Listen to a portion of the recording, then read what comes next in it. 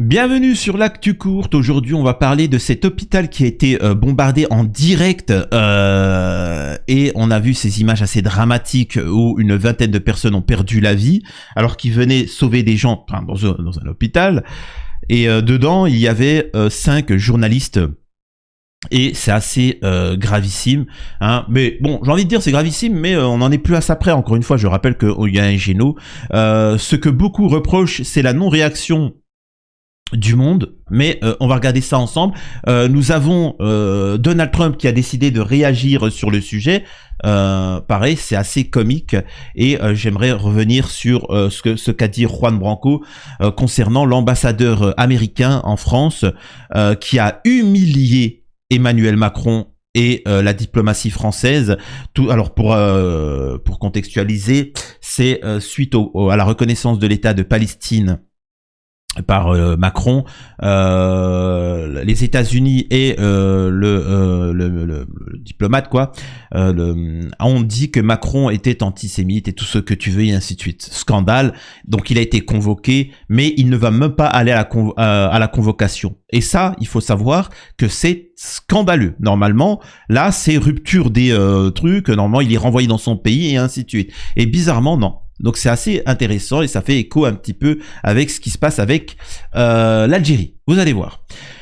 Juste avant, je vous invite à vous abonner massivement et on peut écouter ça. Écoutez. Ce samedi à l'aube, les bombardements se poursuivent 3 jours après que l'armée israélienne ait annoncé vouloir prendre le contrôle de la ville de Gaza. Dans les décombres, ses habitants cherchent des survivants. Ils menacent d'envahir Gaza, mais que reste-t-il de Gaza? Il n'y a plus rien à Gaza, juste la mer et quelques maisons. Ils occupent 70-80% du territoire. Les frontières sont fermées, pas de nourriture, pas de vie. Même les enfants n'ont pas de vie à vivre. Des bombardements aussi dans le sud de la bande de Gaza. Cette femme pleure 2 de ses proches, des enfants tués par un missile qui a frappé leur tente. Pendant qu'ils dormaient, ils ont été frappés par 2 missiles. Pendant qu'ils dormaient, on a perdu toute une famille. Lui, il priait. Il était en train de prier. Ses enfants sont partis. Pendant ce temps, les Palestiniens peinent toujours à trouver des distributions d'eau et de nourriture. Hier, pour la première fois concernant un territoire du Moyen-Orient, l'ONU a déclaré une situation de famine qui pourrait empirer dans les semaines à venir. C'est un demi-million de personnes qui doivent vivre dans des conditions catastrophiques et 1 million de personnes, soit 54% de la population, fait face à une crise de 4e catégorie. D'ici septembre de cette année, septembre 2025, la famine va s'étendre. L'ONU attribue les causes de cette famine à Israël. L'État hébreu a rejeté cette accusation. Excusez-moi, ça me fait rire quand on dit que ça c'est attribué à Israël. Il a fallu 2 ans pour faire ça. Ce qui nous intéresse ici, c'est cette frappe sur des journalistes. Alors bien sûr que je vous montrerai pas la vidéo qui est assez ignoble. Elle circule sur les réseaux sociaux. Elle est ignoble cette vidéo, vraiment. L'armée israélienne a de nouveau réalisé des frappes mortelles en touchant l'hôpital Nasser situé dans la bande de Gaza ce lundi 25 août. 20 personnes ont été tuées, dont 5 journalistes palestiniens. 20 personnes sont mortes. Parmi les victimes, 5 journalistes qui collaboraient avec Al Jazeera, Reuters et Associated Press ont été tués. La chaîne Qatari ainsi que les agences de presse ont déploré chacune la mort d'un collaborateur tandis que l'association de la presse étrangère a exigé des explications d'Israël. Nous exigeons des explications immédiates de l'armée israélienne et du bureau du Premier ministre. Bon, je vois pas si c'est vraiment utile. Selon Mahmoud Bazal, porte-parole de l'organisation des premiers secours, l'hôpital Nasser de Khan Younes a été frappé à 2 reprises par l'armée israélienne. D'abord par un drone explosif, puis par un bombardement aérien alors que les blessés étaient évacués. L'armée israélienne a de son côté reconnu avoir mené une frappe dans la zone de l'hôpital, disant regretter tout dommage causé à des personnes non impliquées, affirmant ne pas avoir voulu cibler des journalistes en tant que tels. L'armée annonce ouvrir une enquête. Selon les témoins, la 2e frappe de l'hôpital Nasser est intervenue après l'arrivée des secouristes et de journalistes sur les lieux d'une première frappe. Donc comme je vous dis, ça c'est la vidéo, je ne vous la montrerai pas, elle est ignoble. Nous avons été touchés par un missile F-16 à 2h du matin. Je me suis retrouvé dans les décombres. J'ai péniblement réussi à sortir et à tirer ma femme. J'ai découvert que mon fils avait été tué en martyr alors qu'il tétait sa mère. Voici leur cible âgée de 27 jours. Mon fils avait 27 jours. Le profil des victimes. Donc voilà. Donc après là c'est les journalistes qui ont perdu la vie, etc. Mais Dieu merci, nous avons le président de la République, Emmanuel Macron, qui a jugé intolérable les frappes israéliennes ayant tué ce lundi des journalistes et des civils dans un hôpital à Gaza. Ok, d'accord. Ce qui est assez exceptionnel. Moi, il y a rien de plus à dire. Hein. Il y a rien de plus à dire. C'est juste hypocrite. Comme d'habitude, vous savez, hein, c'est toujours le même style. Macron dit: je me suis entretenu avec un tel. Ça fait 2 ans qu'il s'entretient et rien ne se passe. Ce qui est quand même assez exceptionnel quand on voit la différence avec tout simplement la Russie ou même le peuple français. Hein. C'est-à-dire que Macron, il s'entretient, il perd pas son temps quand le peuple français manifeste. Hein. Les gilets jaunes, quand ils ont appelé un peu plus de dignité, Macron, il s'est entretenu avec personne, il a envoyé l'armée, voilà, ça a éborgné immédiatement, quoi. On aurait bien aimé voir ça pour Israël qui monte le ton autant. Nous avons également la réaction de Donald Trump qui, pour moi, était un grand espoir, véritablement un grand espoir pour l'avenir. Et pour ceux qui ne l'apprécient pas, je rappelle encore une fois, regardez le mouvement MAGA, comment il a explosé, comment il s'est divisé. Ça montre bien que les gens qui soutenaient le mouvement MAGA pensaient réellement que Trump allait mettre un terme au soutien avec Israël. Donc ça vous montre bien qu'il y avait quand même cet espoir-là.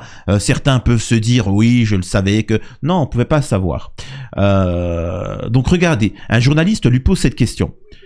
Est-ce qu'on peut avoir votre réaction, monsieur? Les Israéliens ont bombardé un hôpital à Gaza, tuant 20 personnes, dont 5 journalistes. Donc, ce qui est assez exceptionnel. Et voilà. Trump dit: quand est-ce que c'est arrivé? C'est arrivé cette nuit, aujourd'hui. D'accord. Donc déjà, ça montre à quel point que Donald Trump n'est pas au courant. Voilà.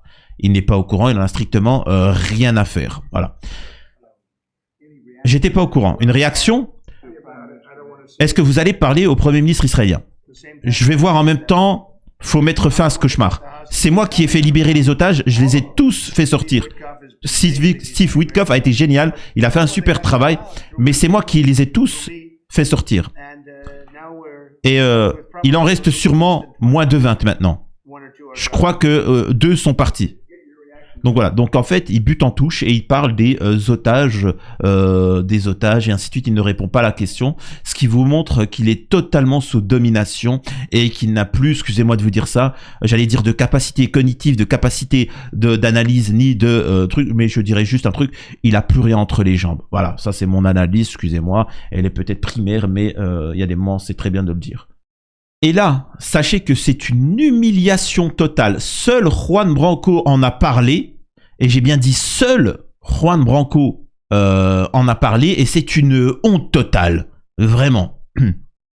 Regardez ça. L'ambassadeur américain en France, Charles Kouchner, a été convoqué ce lundi 25 août à Paris pour avoir critiqué l'action de Macron contre l'antisémitisme.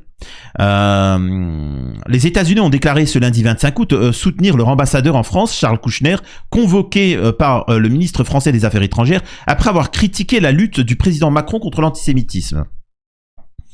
Les États-Unis soutiennent, etc. Dans une lettre adressée au chef de l'État, Charles Kouchner, père du gendre de Donald Trump, en fonction depuis quelques semaines en France, a exprimé sa profonde inquiétude face à la flambée de l'antisémitisme, etc. Des accusations inacceptables selon le porte-parole du ministère français des Affaires étrangères qui les réfute fermement. Selon la diplomatie française, ces critiques violent le droit international, en particulier du devoir de ne pas s'immiscer dans les affaires intérieures des États. La critique du diplomate américain intervient quelques jours après une violente charge de Benjamin Netanyahou contre le président français qu'ils accusent d'alimenter le feu antisémite, appelant à la reconnaissance internationale de l'État de Palestine. Beauvau a communiqué ce lundi les chiffres de l'antisémitisme, etc. Voilà. La convocation au Quai d'Orsay d'un ambassadeur américain est un événement rare, mais sans précédent. En octobre 2013, le représentant de Washington avait été convoqué après les révélations d'Edward Snowden selon laquelle la NSA aurait intercepté massivement des communications en France. Donc voilà. Ça, j'ai envie de dire, c'est ignoble, mais la France a décidé de réagir. Mais la honte totale, la honte, c'est ça.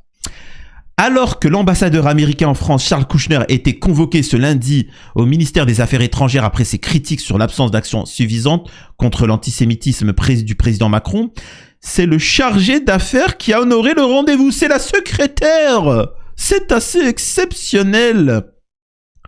En l'absence de l'ambassadeur, le chargé d'affaires a été convoqué au Quai d'Orsay ce jour à 17h30. Cette dernière explique qu'il a été indiqué au chargé d'affaires de l'ambassade américaine que la lettre de l'ambassadeur n'était acceptable ni sur la forme ni sur le fond, etc. Ce qui est quand même assez fou.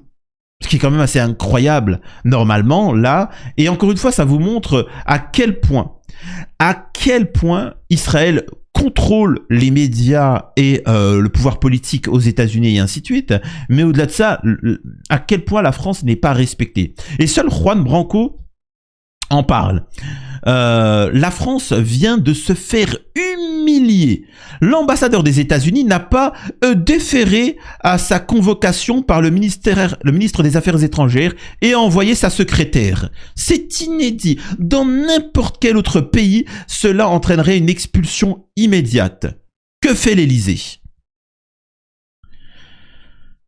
Quel est le motif de la convocation ? Ingérence dans nos affaires intérieures, son refus de déférer à la convocation toute affaire cessante redouble l'humiliation. Il s'agit d'un véritable doigt d'honneur de la part de l'ambassadeur qui se comporte comme si la France était en terre conquise et dominée. A-t-il tort ? Donc voilà pour l'actu du jour et encore une fois, ça montre l'impunité de certains et le pouvoir politico-médiatique de ces mêmes. Et à quel point nos politiques en France sont des rigolos, des Instagrammeurs, des TikTokers qui sont juste là pour balader le peuple et le divertir, comme on a pu assister avec les pseudo-tensions avec l'Algérie, le pseudo-rapport de force avec l'Algérie. Tout ça n'avait qu'une utilité, divertir le peuple pour ne pas avoir une censure de ce gouvernement et d'Emmanuel Macron. Dites-moi ce que vous en pensez. À la prochaine sur l'Actu Courte.